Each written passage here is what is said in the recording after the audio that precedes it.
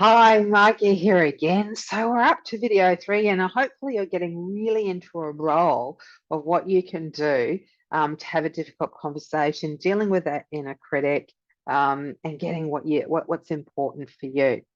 So today I'm going to teach you how to be your own best cheerleader, and I'm going to run you through this little activity to help you do that. So first of all, get a pen and paper, and I want you to write down an example. Of when you felt bad about yourself lately. And I'm not going to keep you in that kind of space for long, but just something where maybe it's a comment that you say to yourself, maybe it's that inner critic statement that you often say to yourself. Perhaps something happened at work in the last week that you're not very proud of or wish you'd done better or differently. We all have those. So just in a few words, I want you to write down what happened.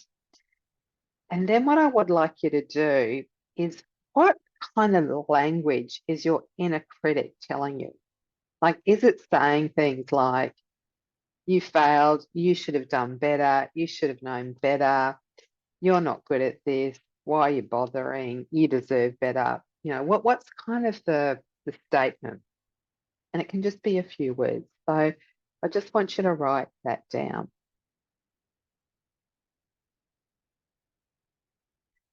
Now, kind of just putting that to the side, but still writing something down. The third thing I want you to do is write down a time or example where recently you've comforted a friend or a colleague. So perhaps they came to you in a time of need, something happened, maybe it was a child, sibling, parent, anyone, just recently where they've come to you and you've comforted them. So maybe just write down a few words. It might be um, Jane having difficulty with partner, my daughter having problem with someone at school, just in some really simple terms, what happened. Now, what I want you to do is reflect on what were the words that you used to comfort them.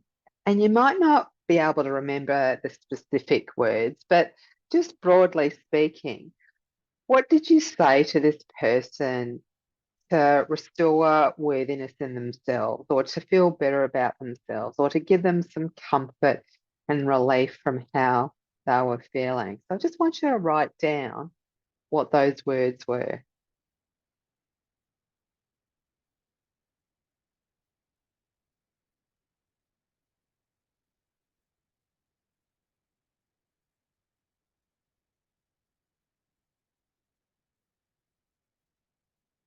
Now, what I want you to do is have a look at what you said to your friend in a time of need and what you said to yourself. And I want you to compare the two. Look at the words that we use or even the energy behind the two things. Are they different? And what I'd suggest is that they probably are, and that's certainly what I find in coaching people and working with people is the stuff that we say to ourselves in a time of need is often very critical, very negative, and we would never say that to someone who we cared about when they were really needing that comfort. Why can't we do that for ourselves? So, what I'm going to encourage you to do over the next week is I want you to get the negative thing that you often say to yourself, whatever it is, and I want you to write down whatever the opposite of that is.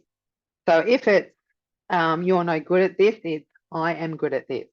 Or if it's you're a terrible parent, it's like I'm a fantastic parent. Um, Whatever it is, I want you to flip it and give it an opposite meaning. And I want you to write that down. And over the next week, just for a bit of fun, every time that your inner critic starts to rear its head and it starts to say all this nasty stuff to you, I want you to say that new statement to yourself 5 to 10 times, because it takes our brain at least that many times to really take in positive feedback, because we're so geared to negative.